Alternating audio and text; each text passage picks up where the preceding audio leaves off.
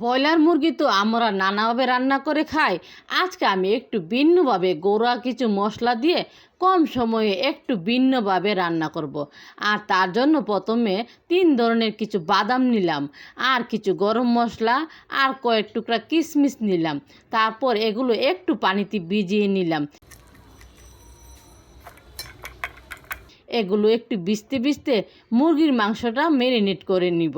আমি এখানে 2 কেজি একটা মুরগি নিলাম। এতে পরিমাণ মতো লবণ, হলুদ ও সামান্য লাল মরিচ গুঁড়া দিয়ে ভালো করে মেখে নিলাম। 10 মিনিটের মতো ডেকে রেখে দেব। আর এদিকে আমি ভিজিয়ে রাখা বাদামগুলোকে খোসা ছাড়িয়ে নেব।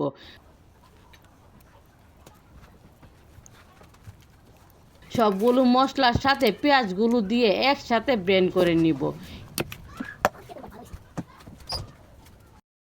এই তো হয়ে গেল সমস্ত মশলা ব্লেন্ড করা।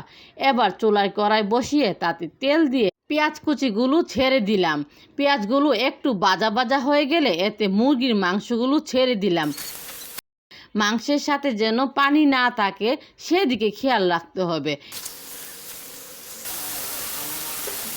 এরপর মাংসগুলো একটু ভাজা ভাজা হয়ে গেলে এগুলোকে একটি পাত্রে মশলা ছাড়িয়ে তুলে নিলাম।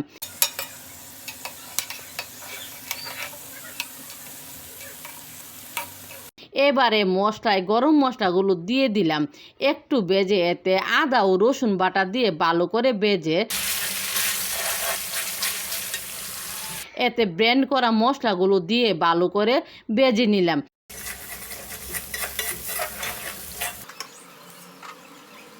এরপর এতে হলুদ, মরিচ, ধনিয়া ও জিরা গুঁড়া দিয়ে ভালো করে ভেজে নিলাম।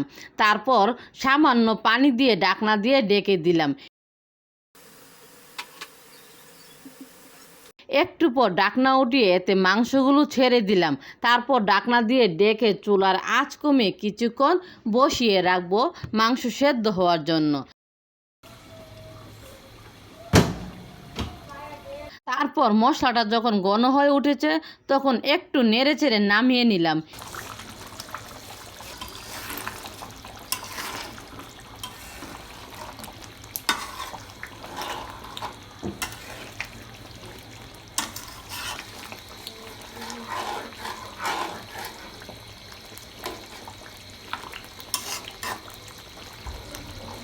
এই তো হয়ে গেল ব্রয়লার মুরগির ভিন্ন স্বাদের তরকারি।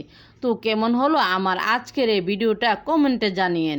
ভালো লাগলে লাইক ও শেয়ার দিবেন। সাবস্ক্রাইব করে আমার চ্যানেলটা পাশে রেখে দিবেন। আজকের মতো এখানেই। আল্লাহ হাফেজ।